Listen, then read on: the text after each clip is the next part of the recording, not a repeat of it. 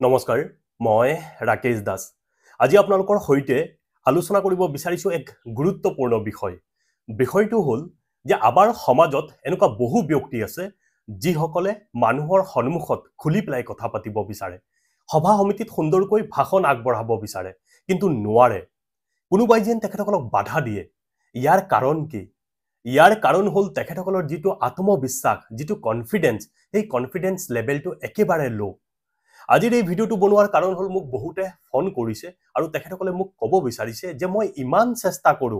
ঘৰৰ পৰা ইমান মনত কৰি যাওঁ কথাখিনি কিন্তু সভাত থিয় হোৱাৰ লগে লগে মই নাৰ্ভাছ হৈ পৰো মই সাহস নাপাওঁ মই তেখেতসকলকো ক'ব বিচাৰিছো আৰু যিসকল ব্যক্তিয়ে এনেকুৱা সিচুৱেচনৰ মুখামুখি হয় মই তেখেতসকলকো ক'ব বিচাৰিছো যে আজিৰ পৰা আপোনালোকে নিজৰ যিটো কনফিডেন্স লেভেল সেইটো আপোনালোকে হাই কৰক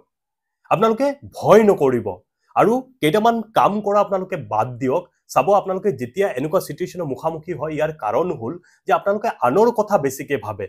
সভাত উপস্থিত হোৱাৰ লগে লগে মুখ মানুহে চাই আছে নেকি মোৰ যদি শব্দ ভুল হয় মানুহে মুখ সমালোচনা কৰিব নেকি মই লাজ পাম নেকি এই যেটো আপোনালোকৰ চিন্তাধাৰা এই চিন্তাধাৰাই আপোনালোকক আজি পিছুৱাই ৰাখি আছে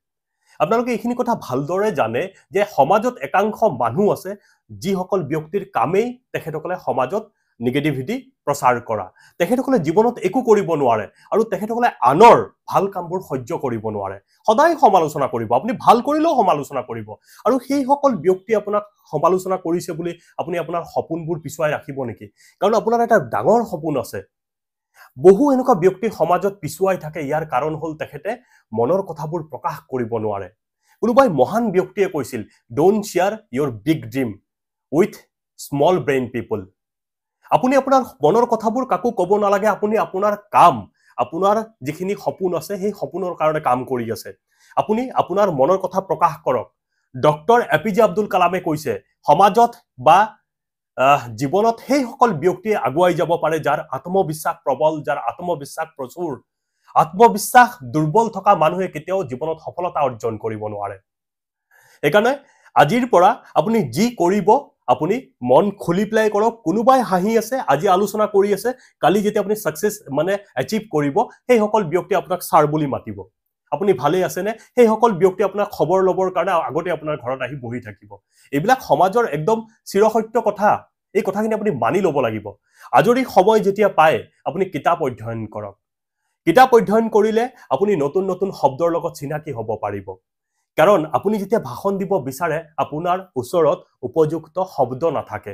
আপোনাৰ যেতিয়া শব্দৰ ভাণ্ডাৰ যেতিয়া আপোনাৰ ব্ৰেইনত শব্দ নাথাকিব দেন আপুনি স্পিকিং কৰিব নোৱাৰিব সেইকাৰণে যেতিয়া আপুনি সময় পায় আপুনি কিতাপ অধ্যয়ন কৰক যিমান কিতাপ অধ্যয়ন কৰিব আপোনাৰ স্মৃতি শক্তি বৃদ্ধি পাব আপুনি ন তথ্যৰ লগত চিনাকি হ'ব আপুনি বিজ্ঞান ইতিহাস সংস্কৃতিৰ বহুতো জ্ঞান তথ্যৰ সমৃদ্ধি লাভ কৰিব পাৰিব সেইকাৰণে আজিৰ পৰা আনৰ কথা বাদ দিয়ক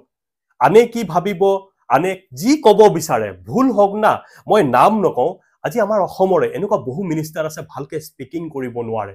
কেমেৰাৰ সন্মুখত যি মন যায় তাকে বকি দিয়ে কিন্তু তেখেতসকলে নাভাবে মানুহে কি ভাবে কিমান ডাঙৰ ডাঙৰ পজিশন থকা মানুহে নাভাবে এইখিনি কথা আপুনি আৰু মইতো সৰু মানুহ একাৰণে মনত যি আহে যিখিনি কথা ক'ব প্ৰথম এদিন দুদিনটো ভুল হ'ব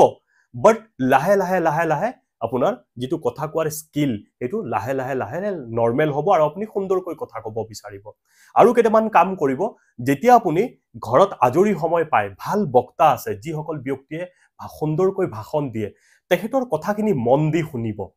মন দি শুনাৰ পৰা ৰিপিট শুনিব এগেইন এণ্ড এগেইন শুনিব শুনাৰ পিছত মানে আপুনি কি কৰিব প্ৰ্যাকটিক্যাল কথাখিনি আপুনি ক'বলৈ চেষ্টা কৰিব means আপুনি নিজৰ ওপৰত আপুনি নিজক খুদিব বা আপুনি নিজৰ কথাবোৰ কেতিয়াবা ৰেকৰ্ডিং কৰিব আপুনি ধৰক আজিৰ এই সভাৰ সন্মানীয় সভাপতি মহোদয় মঞ্চত উপবিষ্ট গণ্যমান্য ব্যক্তিসকল শ্ৰদ্ধাৰ ৰাইজ মই সকলোকে মোৰ শ্ৰদ্ধা নিবেদিছো মই সকলোকে মোৰ সেৱা আগবঢ়াইছো আপুনি যেনেকৈ ভাল পায় তেনেকৈ ক'ব আপুনি কথাখিনি কৈ প্লাই আপুনি কি কৰিব এই কথাবোৰ ৰিপিট শুনিব আকৌ আপুনি শুনাৰ পিছত যত মানে ভুল হৈছে এইখিনি আপুনি মানে কাটি পেলাই বা আপুনি এগেইন আকৌ ক'ব বা এনেকুৱা বক্তা আছে বক্তাবোৰৰ কথা আপুনি হেডফোন লগাই বা আপুনি যেনেকৈ নহওক আপুনি কি কৰিব শুনিব কথাখিনি শুনি প্লাই এগেইন এণ্ড এগেইন শুনিব যিমান শুনিব আপোনাৰ ব্ৰেইনত এই কথাখিনি ফিক্স হ'ব বুজি পালে মই কি ক'ব বিচাৰিছো চাওক ভুল মানুহৰে হ'ব মই আজি কথা পাতি আছো মোৰো হয়তো এটা দুটা শব্দ ভুল হৈ আছে বাট মই ভুল হ'ব বুলি মইতো প্ৰেক্টিচ কৰিব লাগিব না এতিয়া এনেকৈ আপুনি চেষ্টা কৰিব আপুনি আনৰ কথা বাদ দিয়ক আনে কি ভাবিছে সমাজত কি ভাবিছে আনে হাঁহিব আজি হাঁহিব কালি হাঁহিব পৰহি সেই মানুহখিনি আপোনাক ধুনীয়াকৈ আপোনাক প্ৰশংসা কৰিব এইটো হ'ল সমাজৰ নিয়ম এইকাৰণে আনৰ কাৰণে নিজৰ সপোনবোৰ পিছুৱাই নাৰাখিব বহু এনেকুৱা ব্যক্তি আছে মানে বহু বছৰ ধৰি ৰাজনীতি কৰি আছে সামাজিক ক্ষেত্ৰখনত কাম কৰি আছে তেখেতসকলে জীৱনত একো কৰিব পৰা নাই ইয়াৰ কাৰণ হ'ল তেখেতে নিজকে কেতিয়াও প্ৰেজেন্টেশন দিবলৈ চেষ্টা কৰা নাই তেখেতৰ মনৰ কথাবোৰ কেতিয়াও প্ৰকাশ কৰিব তেখেতে যত্নই কৰা নাই সদায় বেলেগৰ কথা চিন্তা কৰিছে সদায় ভাবে মই কলে ভুল হ'ব আৰে আপোনাৰ ভুল হ'ল যেনিবা আমি সৰু থাকোতে গোটেইখিনি কথা কোনোবাইতো জন্মৰ পৰা ইয়াত শিকি নাহে আমি ইয়াতে গোটেইখিনি শিকিব লাগিব ইয়াতে গোটেইখিনি কৰিব লাগিব এইকাৰণে আজি চাওক আমি কথা কওঁ আজি ইমান দিন ধৰি মই ভিডিঅ'ত মই কাম কৰি আছো কেতিয়াবা মোৰ এনেকা অনুভৱ হয় মই আজি এই ভিডিঅ'টো শ্বুট কৰিছো আপুনি ভাবিছে নেকি মই একেবাৰে কথাখিনি কৈ পেলাই মই শ্বুট কৰিছো নহয় ময়ো এডিটিং কৰিছো মই বাৰবাৰ দুই তিনিবাৰ প্ৰেক্টিচ কৰিছো তাৰ পিছত মই এই মানে মোৰ কথাবোৰ মই ৰেকৰ্ডিং কৰিছো ভুল মানুহৰে হ'ব ভুল হয় বুলি মোৰ কথাখিনি মই কোৱা বাদ নিদিওঁ আপুনি কথাখিনি এনেকে ভাবিব ঠিক আছে আজিৰ পৰা যেতিয়া আজৰি পায় কিতাপ অধ্যয়ন কৰিব আৰু মই লিখা এই ভাষণ মই স্ক্ৰিনত দি দিছো ভাষণ অভ্যাস কিতাপখন এই কিতাপখন